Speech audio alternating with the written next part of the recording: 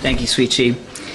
Well, in looking over the notes that I've prepared for you, maybe I was a little too ambitious. This print looked a lot bigger on my computer screen.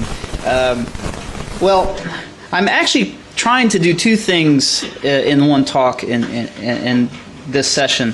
And the first is a general introduction to this concept of a worldview, which hopefully many of you have had some experience with, some exposure to. And if I can cover that quickly, then I can get to what I really want to do, is apply some of that to political issues, to see how worldview issues affect political controversies. But that really won't make sense if you're not grounded in the basic concept of a worldview. So I'm just curious, how many of you have encountered this idea before of a worldview? Maybe have read something on it, it's been talked about in your churches. I just want to get some sense of where you are. Wonderful. So that gives me some liberty to go a little bit fast at the beginning, so there's more time at the end to apply some of this. Now, but let me go ahead and dive right in and discuss what is a worldview and why is this a relevant topic for us today. I've never been accused of being excessively practical, and at first this might not seem practically relevant. I assure you that it is. Sometimes in accurately discerning things that are going on in our life, in the world, in the public square, we need to have certain concepts in place that help us to accurately diagnose what's going on. And I think this is an example where hopefully I will be equipping you with a concept or several concepts that will help you to do just that. I've drawn on a lot from the writing of a Christian author named James Sire, who's been involved in Christian student ministry and writing about worldview type issues for over 30 years now. And he has said, I am convinced that for any of us to be fully conscious intellectually, we should not only be able to detect the worldviews of others, but be aware of our own, why it is ours, and why we think it's true in the light of so many other options that are out there. And as Christians who are called to be salt and light, as LT shared, who are called by the Lord to engage in evangelism and the Great Commission and this sort of thing, we do things, we engage in dialogue with people, we engage in the endeavor of theology and philosophy, and we try to make sense of the world and understand how it relates to our Christian faith.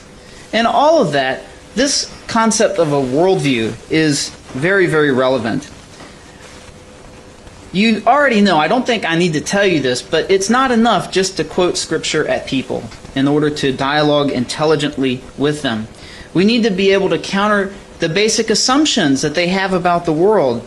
We need to be able to defend our own assumptions about the world, and this idea of a worldview helps us to do that. Now, I am an American, and I can speak of some from the context of the West and the experience there, that historically the Church of Christ went through a period of kind of withdrawing from the public square and not really being a contender in the battle of ideas, and as a result was marginalized, lost some of its cultural influence, and this has promoted secularization in many of the fields that are relevant to our lives, whether it be academia, mass media and journalism, the government, the medical field, you name it. Christian ideas tend to be marginalized. And I think this is true of any culture where the church doesn't attend to the need to engage in the war of ideas.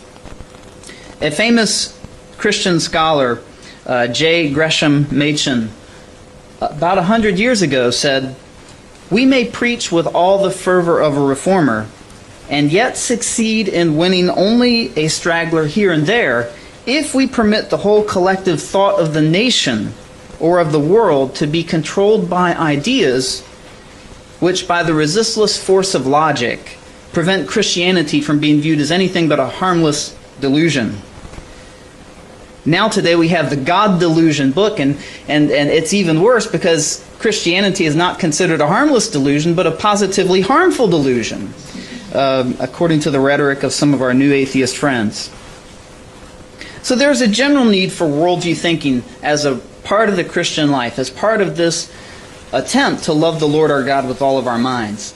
I hope I don't need to convince you of that. But today, we need to focus on some of the political aspect. There is a need for worldview thinking as well in Christian political involvement and discussing issues that are talked about or debated in the public square. At the root of many political conflicts are not just interests, but there are visions, views of the way reality is or ought to be. The American political thinker and economist Thomas Sowell has drawn this distinction between interests and visions. And most of us, when we think about politics, we're very much aware of interests. And even in our cynicism, we wonder, what company is lobbying this or that politician, who's giving money to who. Interest is very understandable. We understand how different interests can clash in the public square, whether it be something like labor versus management, whether it be somebody lobbying for tax and welfare policies that favor the upper class, or on the other hand, favor the interests of the lower class. We sort of have an understanding of that. But the role of visions is often overlooked in politics. And it's actually at this level really that is at the level of worldview, where the most intractable, divisive, and bitter political debates take place. And there are a couple of books where this is reflected. Thomas Sowell's own book, A Conflict of Visions, The Ideological Origins of Political Struggles. I've been reading through another book that was written a few years ago by Robert George, a writer that often writes for First Things, the journal that LT mentioned. His book is called The Clash of Orthodoxies, Law, Religion, and Morality in Crisis. And here orthodoxies would be standing in for what Sowell calls a vision, or what I would call a worldview. So worldview thinking is crucial to the debates that go on in the public square. And I think it's actually absolutely imperative as Christians that we're able to articulate our faith in worldview terms, in terms of some questions that are provided for you here on the sheet, in a way that makes sense to non-Christians. And we need to be able to ask these kind of questions and dialogue at this level with people of other faiths. Otherwise, we're just going to be trying to overpower them with our numbers, or shout them down with our slogans or our bumper stickers, which are thankfully not as popular here in Singapore as they are in the United States. But I think these kind of strategies are really not appropriate to a Christian. And I don't think they're wise or effective. And so we need to cultivate this art of being able to dialogue at a worldview level. Now, I've provided you some definitions here of a worldview. James Sires is good, but his definition has grown over the years and has gotten more and more unwieldy and clunky. And I'll just read it for you. There are some qualifications that he has in there in parentheses, which I will omit. You can read them, but if I say them, it'll just make it more and more of a mouthful. A worldview is a commitment, a fundamental orientation of the heart that can be expressed as a story or in a set of presuppositions, which we hold about the basic makeup of reality and that provides the foundation on which we live and move and have our being. And there's one there by Geisler, which is a bit more simplified, which may be helpful for you. A worldview is a way of viewing or interpreting all of reality, an interpretive framework through which one makes sense out of the data of life and the world. There are several illustrations that are often given of a worldview. Probably the most common is the idea of a pair of glasses. A worldview is like a pair of glasses through which we see the world. And some pairs of glasses are better at presenting to us the world as it really is, and then some, if you don't have the right prescription, tend to distort the picture of the world, and it's blurry or what have you. And the same is true with worldviews. Some actually help us to see and understand it for what it is, while others tend to distort it. Some have compared a worldview to a pair of blinders on a horse. The idea that a pair of blinders on a horse keeps the horse looking in a certain direction but prevents it from looking at other things. And the idea here is that every worldview is incomplete. Okay, it's a human construct. It cannot match reality in all its fullness. And some worldviews are better than others at explaining different aspects of reality.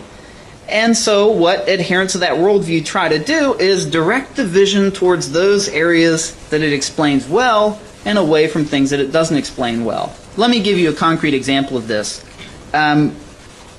Naturalism or atheism. There are a lot of facts about the world that atheism has a hard time explaining. So, for example, consciousness. They just do not know what to do with consciousness.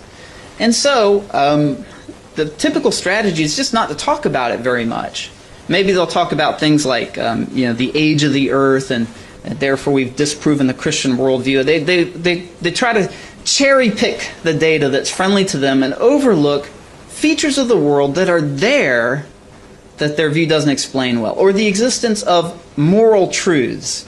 How do moral truths exist in this world that's basically the particles in motion that wound up in this lucky configuration? How did moral truths arrive out of that? So they keep us looking in the convenient places and away from the inconvenient places. Another way to think of a worldview is a mental filing cabinet. Think of it like you get all this mail every day. Consider that the data you get from the world, the random bits and pieces of data you get from your eyes and ears and your experiences in life. And just like when you get that mail, you got to open it up, you got to sort it out, you got to file it away, you got to put the bills here and there.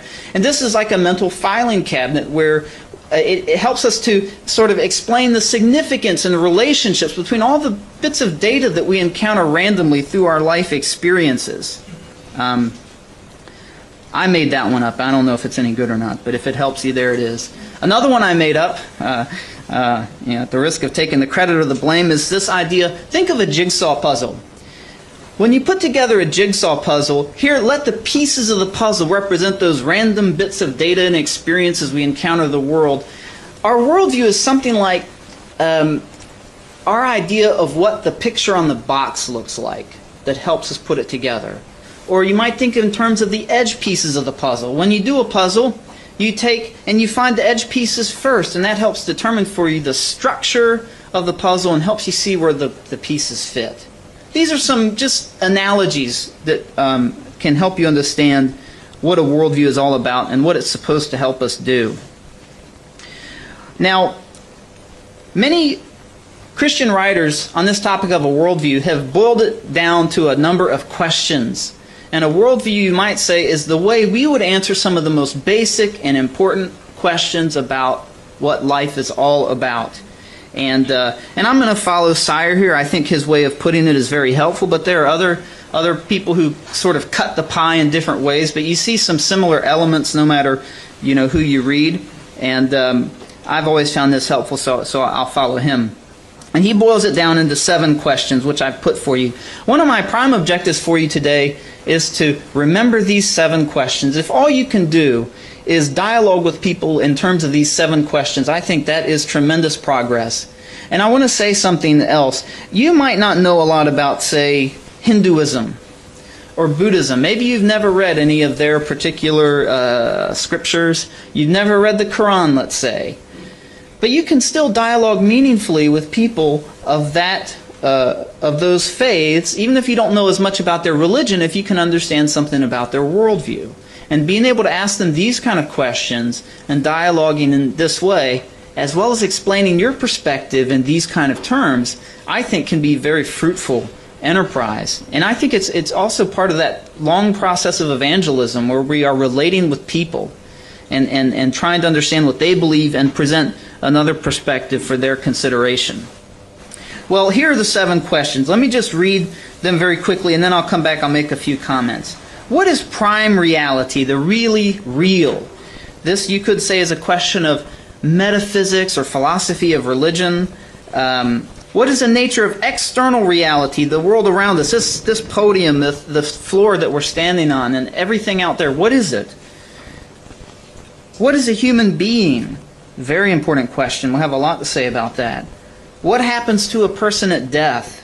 Kind of more of an existential question than some of the others. Why is it possible to know anything at all? This is a really wonderful question to think about. We don't wake up in the morning and ponder such things, but really we should pay attention to this question. How do we know what is right and wrong? Another important question. What is the meaning of human history? These are the basic 7 that Sire stresses. And I've provided for you there, as Sire expresses it, the example that a Christian would give, or a Christian theist. Theist is just a philosopher's way of saying monotheist.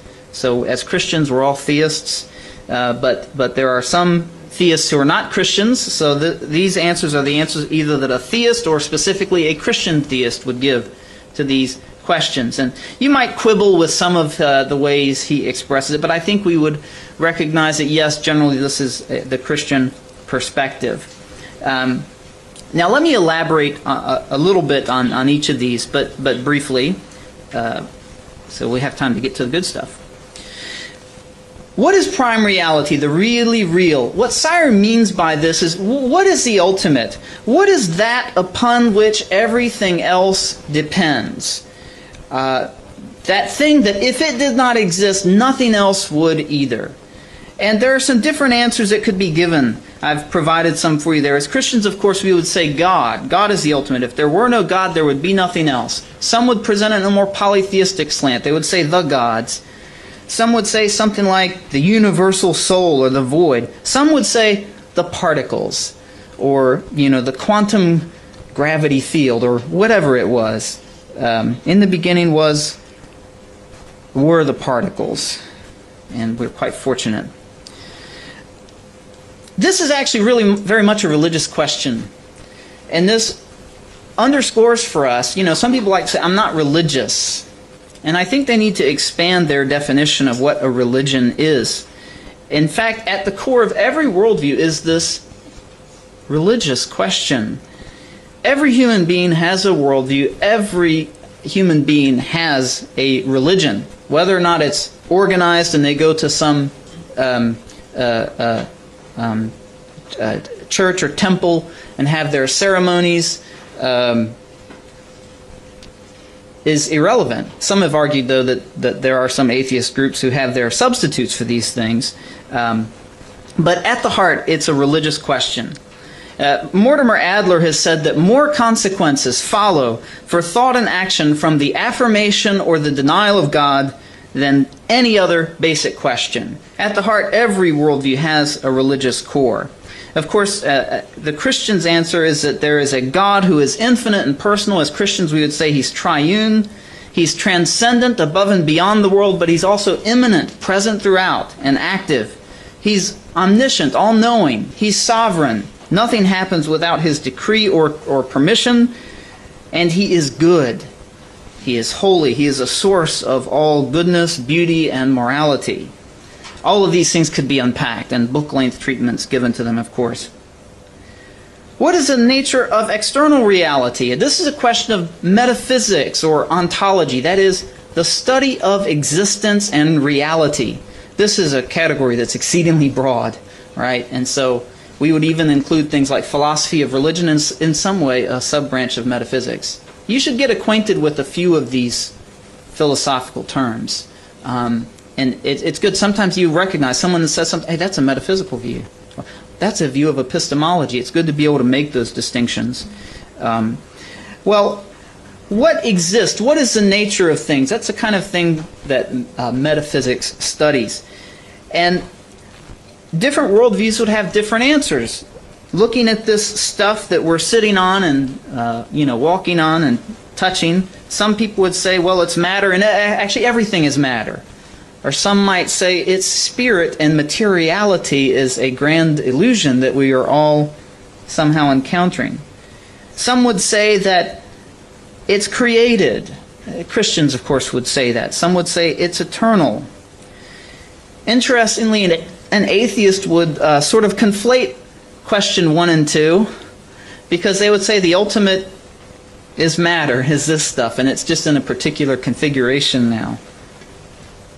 As Christians, we would say God created the universe ex nihilo, from nothing, to operate with a uniformity of cause and effect. What that means is God created things with definite properties and causal powers. And these things, there are cause and effect relationships. These things can be studied and discovered by science and other fields of endeavor. That's basically what that means. The universe is not absurd, basically. In an open system, Sire writes. What does he mean by that? What he means is the cause and effect relationships are not the only thing that govern the phenomena we see in the world. Things from above and beyond the system can interact in the system, the material system. And I'll give you an example. When I do this, that action, raising my arm for the sake of the tape, and when I raise my arm, there is a certain physical system at work. Everything connecting my brain and the muscles and all that stuff in my arm. And a description can be made of that at the physical scientific level. All of that is necessary, but it's not sufficient for this to happen. Something happens from outside the physical system. I intervene with my mind and will the arm to go up. And there is personal causation that is above and beyond the physical, the merely material. And this is interesting. It's kind of like, in a way, this is a supernatural act. Because natural things that you can read about in a physics or a chemistry book are not sufficient to explain this. And so, actually, miracles are not a surprise for us, because it's just another variation of personal agency and willing by a mind and an intelligent cause. And so, just as the natural world is open to my reordering by acts of my will, especially in what I do with my body, so the natural world is open to the personal, mental, volitional, willing intervention of God. And miracles should not be a surprise to us, even though they're not something that we experience every day or commonly, but we're open to them as Christians. What is a human being? This is a question about anthropology, not the academic discipline, but anthropology, the study of man from a metaphysical standpoint. What is human nature is another way we might want to state the question. And there are many answers, of course, that are given. This is one of the most contentious issues in debate, well, not just today, but perennially. Of course, as Christians, as well as Jews, would say that we are made in the image of God. A human being is a person made in the image of God. Others might say he's a sleeping God who hasn't woken up yet, in some cases. Some would say he is a complex assembly of parts. Some would say he's an intelligent primate or a naked ape or something like that. Well, Christian theism has quite a long and complex answer. As I've already indicated, we're created in the image of God, and therefore we possess certain attributes that are in a derivative sense like God's, in a limited and derivative sense. We have personality, self-transcendence. We can think beyond our physical wants and needs and think about things like love, justice, beauty, etc., the eternal. We have intelligence and rationality. We have morality, which reflects God's goodness. Gregariousness, that is, we are inherently social, relational beings. We have creativity. As human beings, we were created good, and therefore, actually, we are good by nature. But through the fall, the image of God has been defaced in us, and we have become corrupted. But not so much that we cannot be redeemed through the work of Christ. Okay, and so that's kind of the sense of how a Christian would answer this question. All of these terms, wow, could be unpacked, and we're just skating over the surface here. Now, what happens to a person at death? Some worldviews would admit this. It's really a subset of the previous question, but it's such a relevant existential question that everybody ponders. Cyrus has given it its own place. Of course, there are many ideas about this: heaven, hell, reincarnation, extinction. The Christian answer, of course, at death, either heaven or hell. There is judgment. You are either welcomed into heaven or you are given what you've always longed for, separation from God for eternity in hell.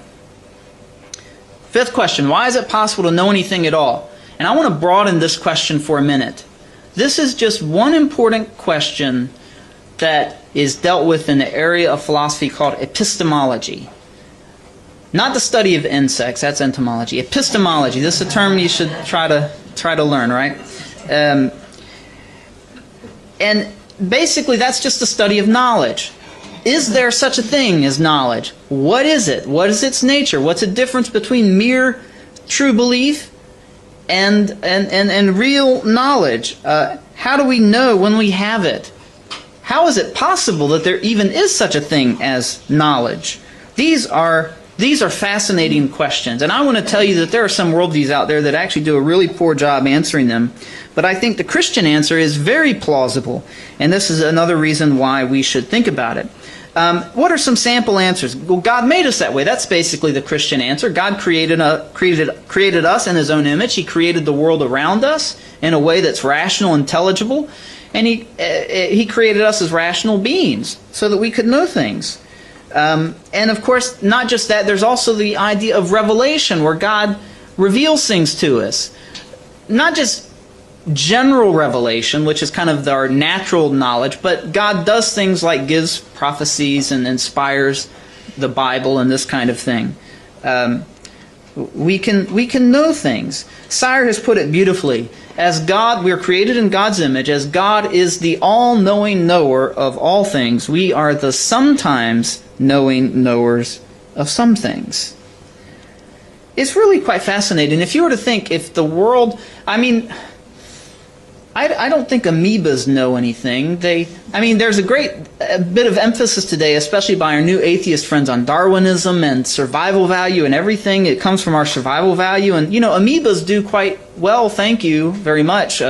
Feeding, reproducing, avoiding danger. I don't know what likes to eat amoebas, but I'm pretty sure amoebas don't really know anything. And they certainly don't really need to think about things like love, justice, beauty, and God to...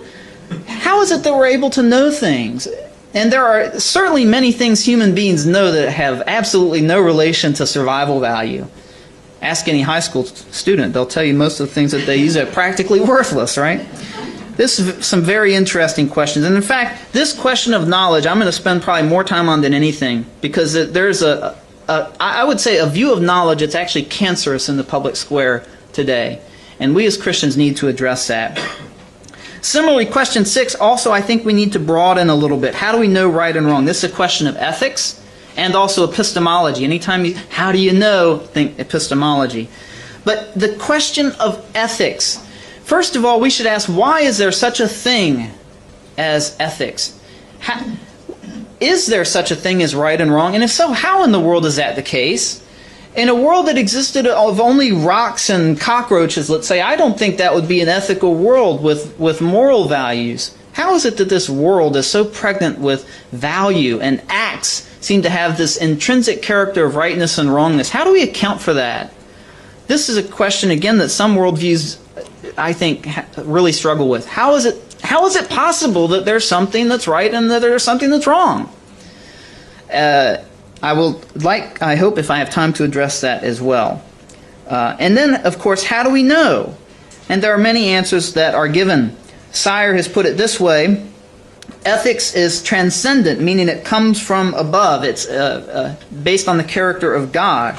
It's not a type of property. Goodness is not what the philosopher G.E. Moore called a scientifically respectable property that can be studied, and it doesn't have much to do with survival value and that kind of thing.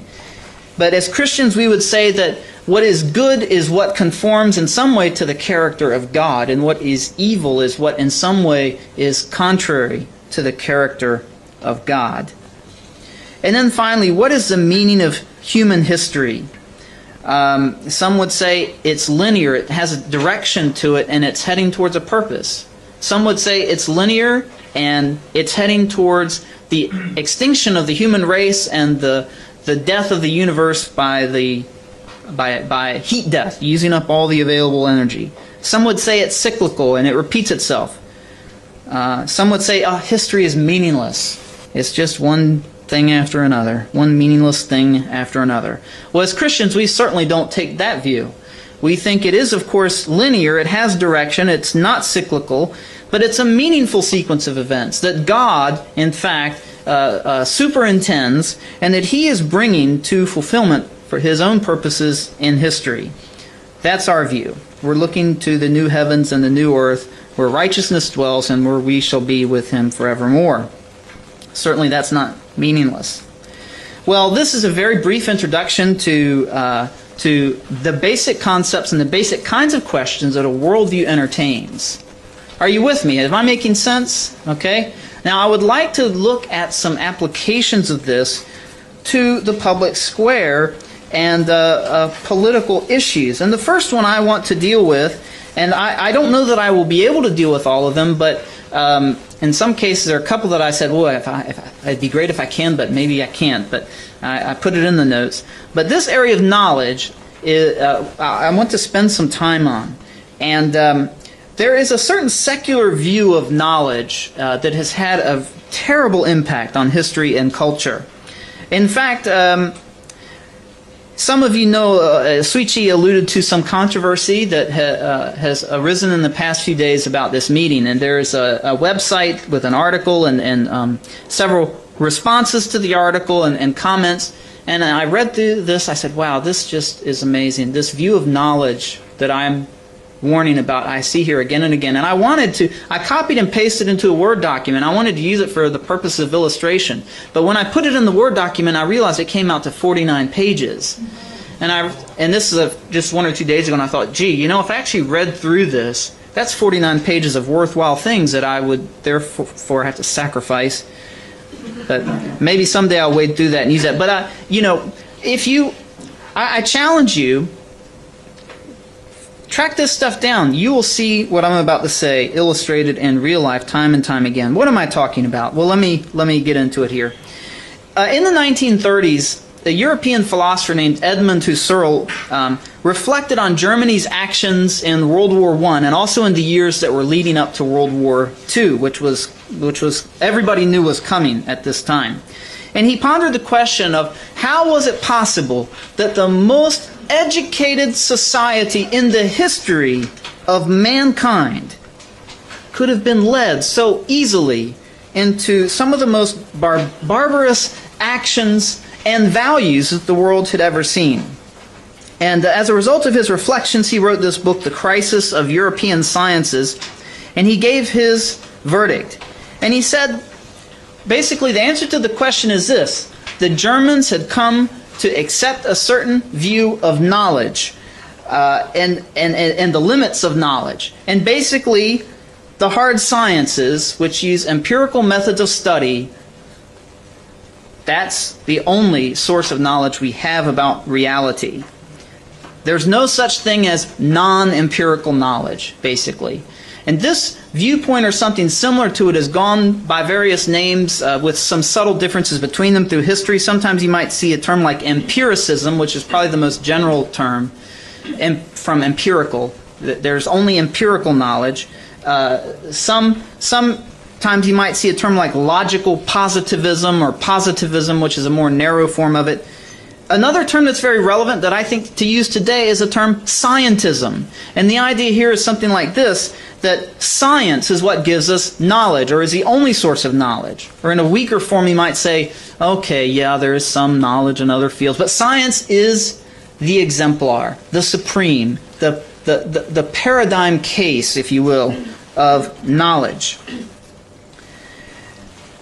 On this view, questions that cannot be answered by empirical means they really cannot even bother to be asked or answered in a respectable place like the university or in the academic fields.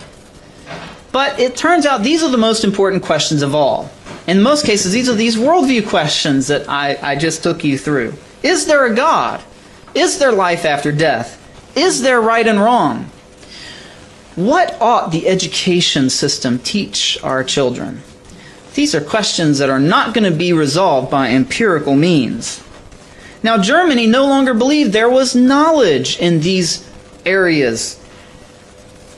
And the effect of this view of knowledge was to privatize people's views on these things and to shut them basically out of the public square, which established a cultural context in which the people could be manipulated by powerful leaders through their charisma and so forth, and there was no more a knowledge of moral truths that would keep people from acting in barbaric ways toward one another.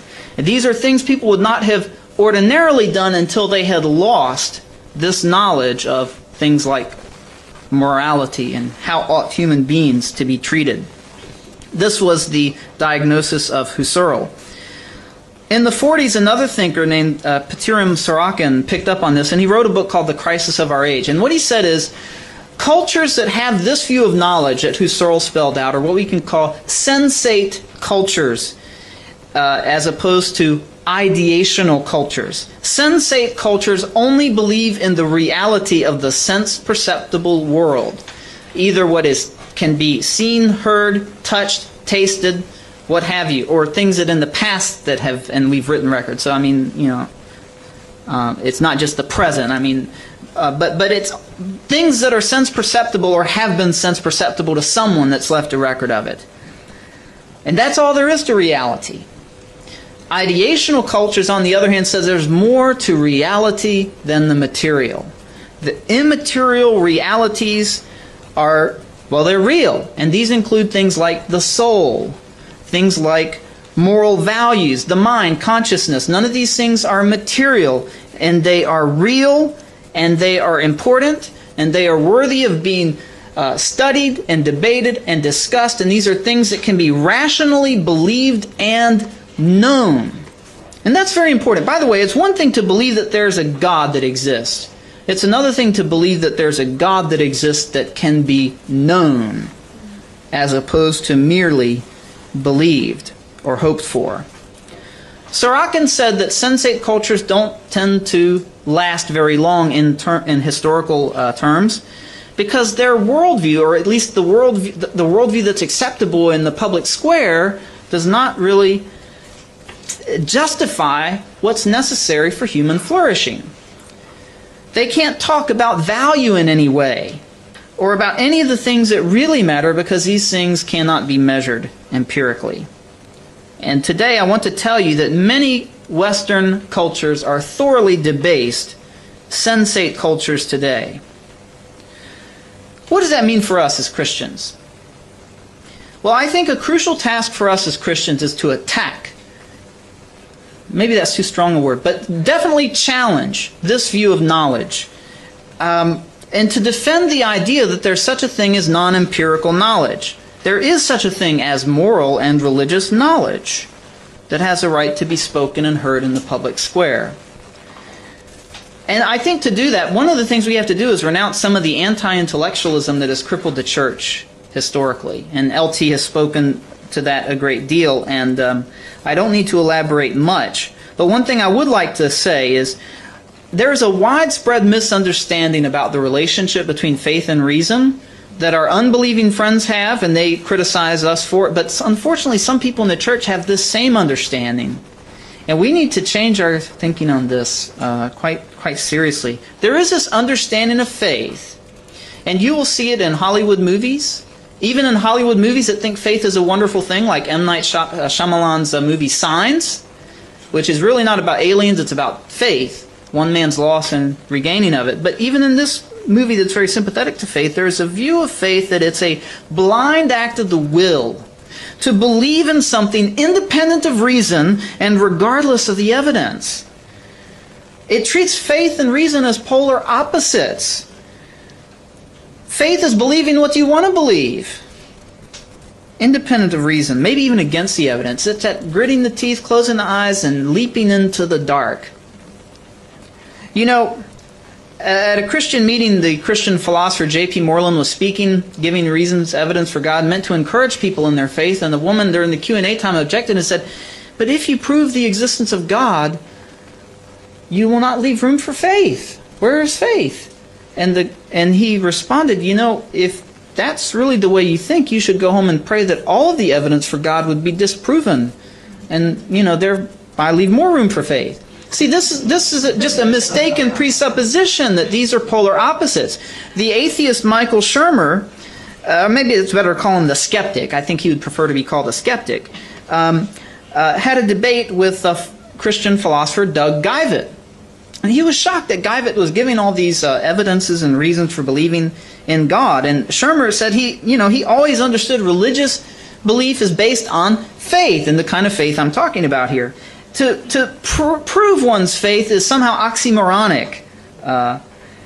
Faith is believing apart from the evidence. Now, I don't actually like to use words like prove, because those are slippery terms, and I can do everything I'm supposed to do in laying out a case for God, and you just may not believe. And prove is kind of like a success term.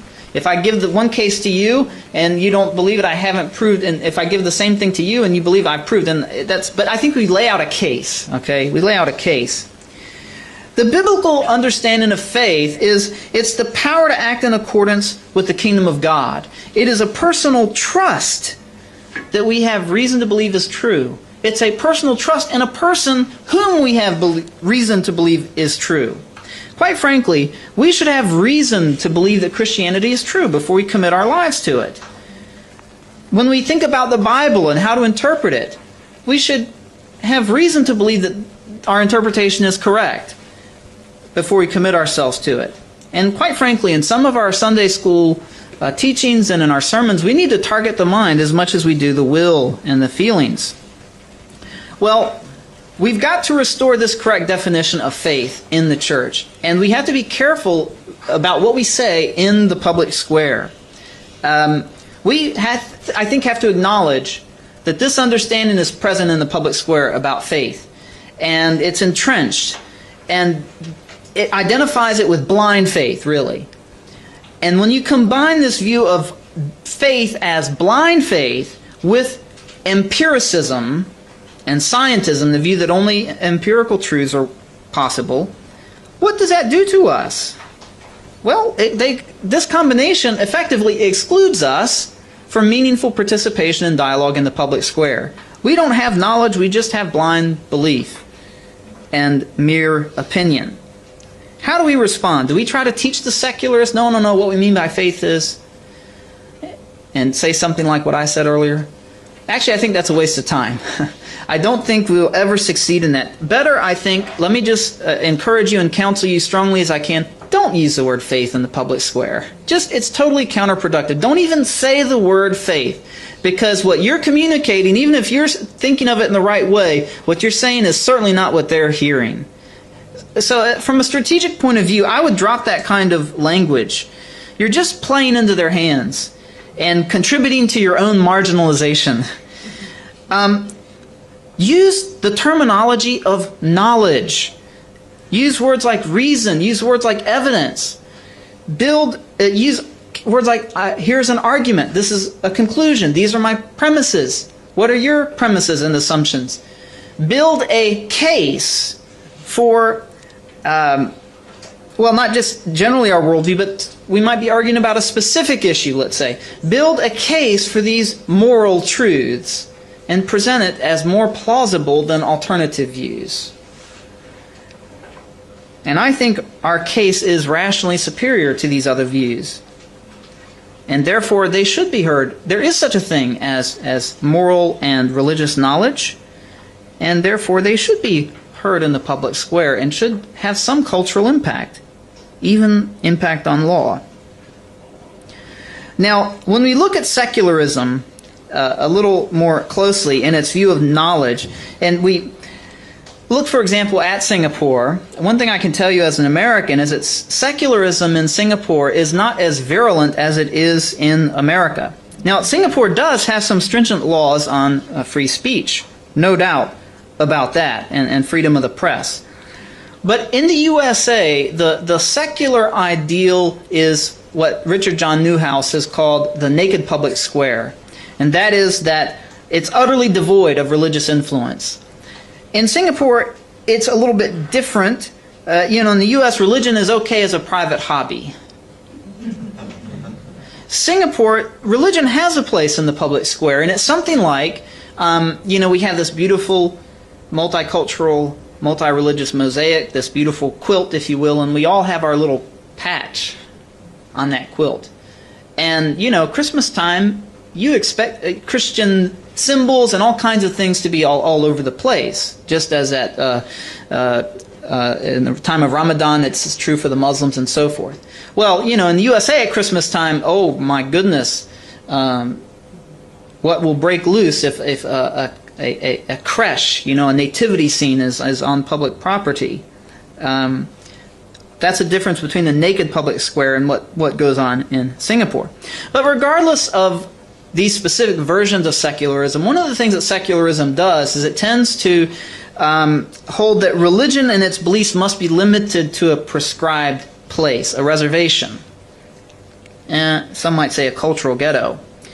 If the Christian steps off the reservation and asserts his views as objectively true and relevant to some public matter, he may receive a very intolerant response. In fact, he might find himself in the modern-day equivalent of the fiery furnace. And this is because the secularist view of knowledge that I spelled out does not allow moral and religious truths to be taken seriously. They don't even allow for the possibility that such claims can be objectively true. And this is important because knowledge is power. Those who have knowledge are authorized to speak in the public square and are authorized to decide who should be able to speak in the public square and who can be silenced, and who has only belief and private opinion. Now, when somebody states a claim of religion, the secularist will likely approve and say, that's great if it works for you, if it makes your life meaningful. But if you say this is objectively true and applies to all people, how dare you impose your subjective private beliefs on another? But when a scientist, for example, affirms that water is H2O, he is never accused of imposing his private beliefs on everybody else. Now, I think that's right. But I would say our situation is more like the scientist when we can lay out a rational case for our beliefs being true, as opposed to, I don't know, say the fanatic. Science supposedly deals with facts, truth, reason, while religion and morality are private opinions, private subjective opinions. And this is scientism. And we need to combat this view. This is a false view, and it's a destructive view, as Husserl and Peturum Sorokin pointed out. First of all, I would like to point out to you that this notion that science and science alone gives us truth, or for the most part, its truths are based in science, this is itself not a scientific claim. You have to understand this. This view is self-refuting, it's self-defeating, it commits suicide. It fails to satisfy its own requirements. This is a philosophical claim about science, but it's not the kind of science that can be tested or confirmed or falsified in any kind of laboratory. As well, the general empiricist view that truth only comes through the senses is itself not derivable from the senses. It's not an empirically established belief. It's more of an a priori, before looking at the evidence kind of view of what knowledge is. Now, I think for the sake of time, I want to skip this business of the plausibility structure. It's kind of interesting, but it's basically the set of ideas a person is willing to entertain as true. So you have a worldview that you accept. In addition to that, your plausibility structure would include your worldview, but it would extend beyond that to things that you're willing to entertain. Now, I'll give you an illustration that there's an interfaith forum that takes place twice a year in Malacca at Multimedia University, where 4 religions are invited to have a speaker and to speak on some topic of interest: the Muslim, the Buddhist, the Hindu, the Christian. The audience is overwhelmingly Muslim, mostly from the Middle East. And whenever I've attended a few of these, the real debate is between the Muslim and the Christian, because the poor Buddhist and the Hindu are just so far outside of the plausibility structure for most of the Muslims in the audience. I mean, they're really treated disrespectfully, and people are just openly mocking them and this kind of thing. This illustrates a plausibility structure. And this secularist view of knowledge really results in a very narrow plausibility structure. And I think we need to seek to enlarge people's plausibility structure by pointing out some of the cracks in their worldview, some things that they don't answer or explain very well. Now I want to skip down to the question about reality. And I've put in your notes, there is a metaphysical question that actually goes back to the Middle Ages. Realism versus nominalism. Realism is a view that believes in universals. Nominalism denies that, and this has some serious consequences. Let me see if I can illustrate this realism and nominalism thing for you. Imagine with me for a moment that it were possible to destroy every red object that exists. And I don't know, maybe they figure out some way to color our blood. You know, either every red thing is destroyed or somehow we change its color throughout the entire universe. I ask you a question. Does the color red exist if we have successfully destroyed all red things? What do you think? Would the color red still exist? Raise your hand if you think yes. Okay. Raise your hand if you think no. Would the color red still exist if we successfully destroyed every red thing? Wonderful. None of you here are nominalists. Nominalists believe that red things exist, but red only exists if red things exist. So if you destroy all red things, red still doesn't exist. Now, this can get quite abstract in a lot of ways, but the idea here is if you believe in universals, you believe in properties that can be in different things at the same time, and these give a certain essence to things, or even nature to things. And I'm really not doing justice to this, but I'm trying to keep it manageable here. If you are a nominalist, you just believe words like red. Well, there's no intrinsic reality to redness. Something is red if we use the word red of it. Things don't fall into natural classes and kinds and categories based on a common essence to them. Every type of grouping or categorizing that we might do is purely conventional, customary, or pragmatic. It's not rooted deeply in the reality of things. Boy, there's a lot more about this that could be said that's fascinating, or at least I think it's fascinating. But what does this mean to us? Who cares, you're saying? I hear you thinking out loud, very loudly. What's the political significance of this? Well, let me boil it down to you this way. First of all, it relates very much to this loss of transcendent knowledge, a focus only on concrete particulars that can be touched, tasted, seen, and smelled, and all this sort of thing. And this has contributed to this growth of empiricism and scientism. Nominalism, though, has other problems. Nominalism denies the existence of objective realities like essences to creatures or to acts. In ethics, for example, acts do not have an intrinsic essential character in virtue of which we correctly label them right or wrong, good or evil. Right or wrong are just words that we use in society to express approval or disapproval, either my individual approval based on my own taste or society's disapproval, and which are codified in laws and this sort of thing. The word nominalism comes from the French for name. Nom. These words are just names that we give to things, but there's no deeper reality than that. Everything is a sociolinguistic concept. Many modern-day postmodernists, in fact, are actually nominalists. These are kind of related views. When we consider the gay marriage issue, we have another instance of nominalism. According to the realist, marriage is a thing in the world that has intrinsic properties and characteristics of it, such that the properties govern when it's right to apply the label marriage. Namely, these properties are heterosexual, monogamous, and at least attempting to be lifelong. any grouping that doesn't meet those qualifications is not marriage. The other side of this issue says marriage is a word that can be applied to whatever grouping we deem to be acceptable, whether the voters ratify it or some judge decrees it. And so, in this case, if a judge decrees a marriage can be applied to 2 men or 2 women, or maybe someday it could even apply to a man and 3 women and a goat.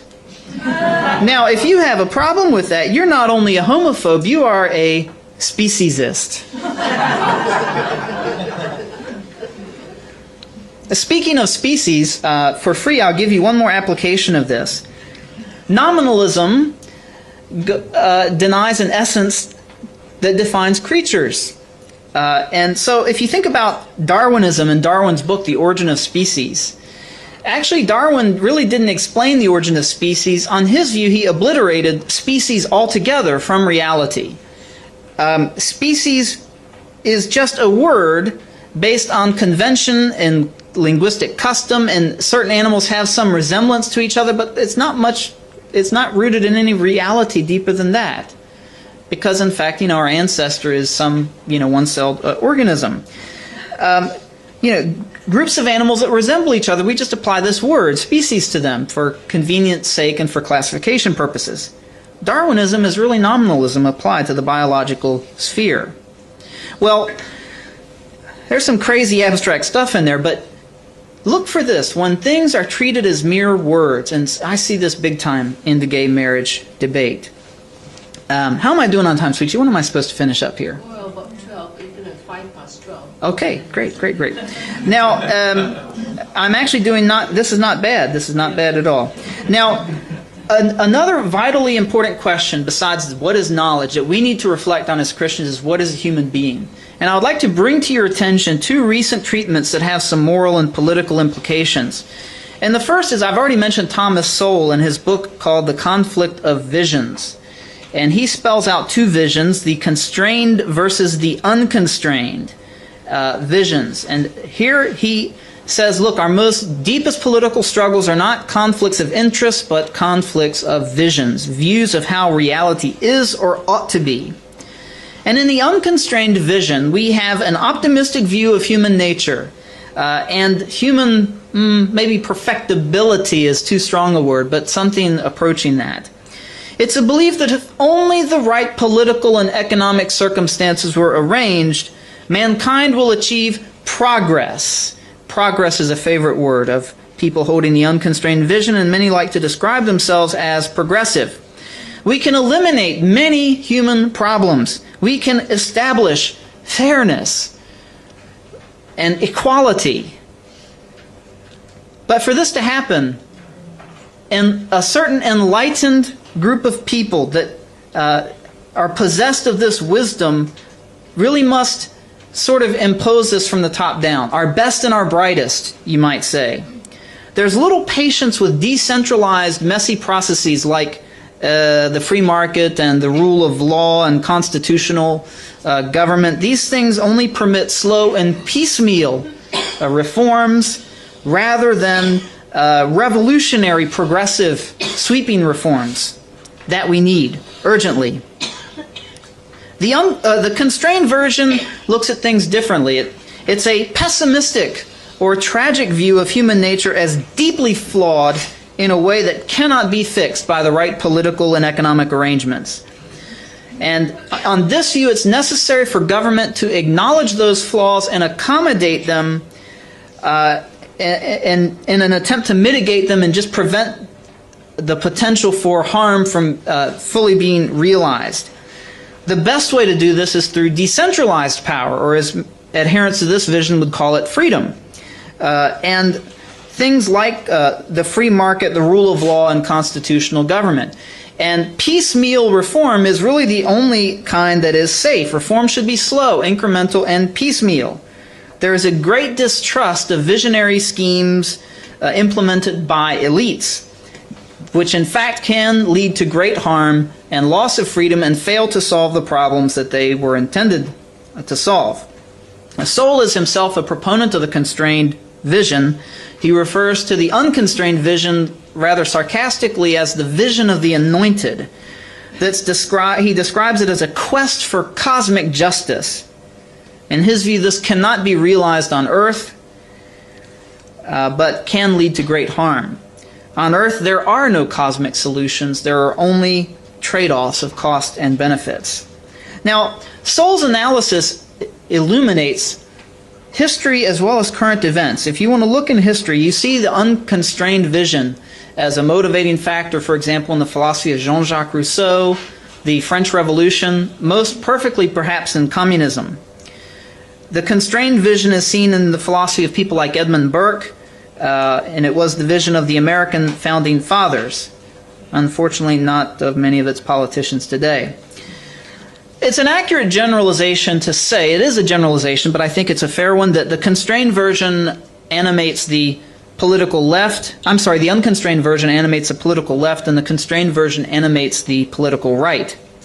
Now, as Christians, I think we need to be aware of this. We also, of course, would not say that uncritically we adopt any ideology or political program without careful examination. But I would suggest to you that the Christian worldview is in broad and general agreement with the constrained vision regarding the flaws that are deep in the heart of mankind, that will not be resolved until heaven and earth are one. Of course, we strive for improvement, and we want to increase the level of righteousness in society, but cosmic justice awaits the new heavens and the new earth. In the meantime, we should be guided by prudence and the dictum, first do no harm, and be suspicious of grandiose utopian schemes. This is a worldwide phenomenon. Of course, I think it fits the West better, but I mean, everywhere the communist movement was active, this conflict was also raging. One area that's relevant to Singaporean society is, again, the debate over marriage and sexuality and family and this kind of thing. In many ways, this debate is an import from the West. The pro-homosexual groups are trying to replicate the agenda that has been successful in many Western countries. I saw on TV recently a government minister said that we don't want to import the cultural war that's going on in the USA. I think that is an understandable sentiment and a very laudable one. However, probably it's more realistic to say that that cultural war has already arrived.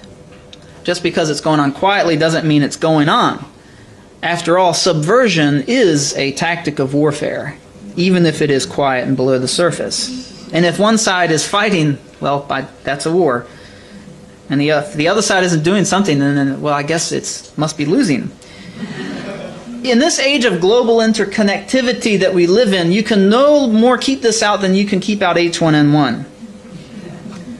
And regarding the family, Robert George has addressed Soule's treatment of the vision of the anointed regarding the family. And he says this,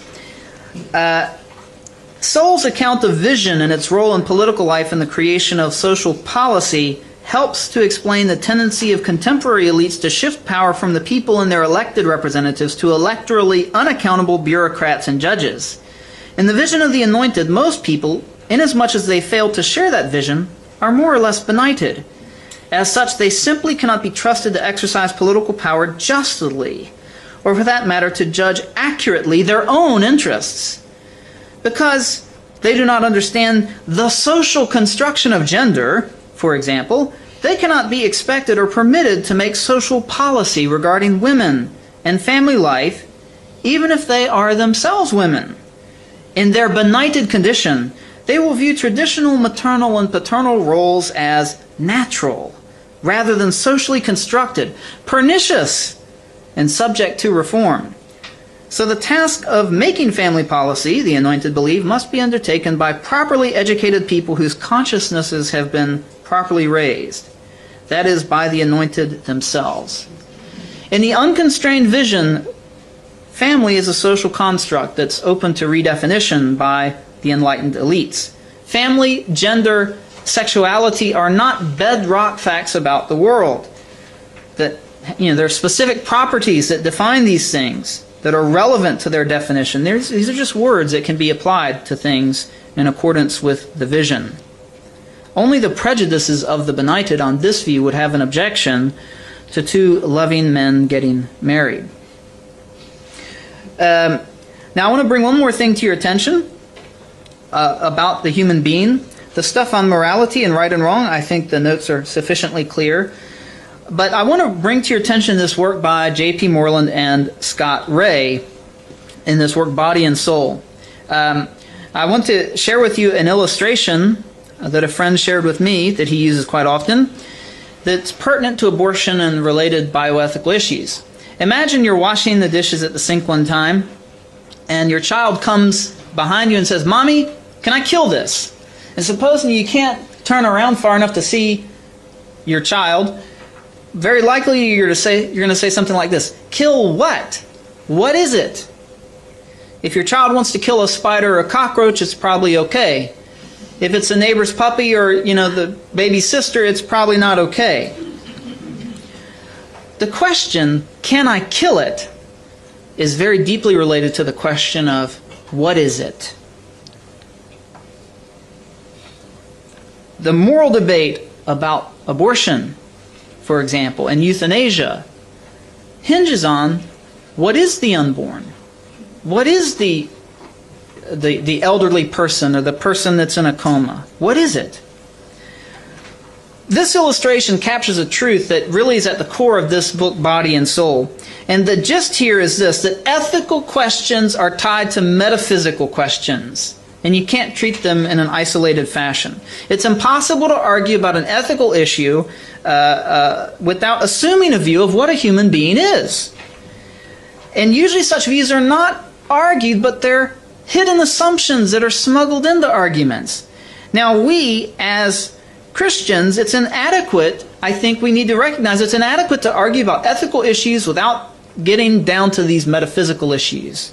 And if we're going to argue against a certain incorrect ethical view, we better address the metaphysical assumptions.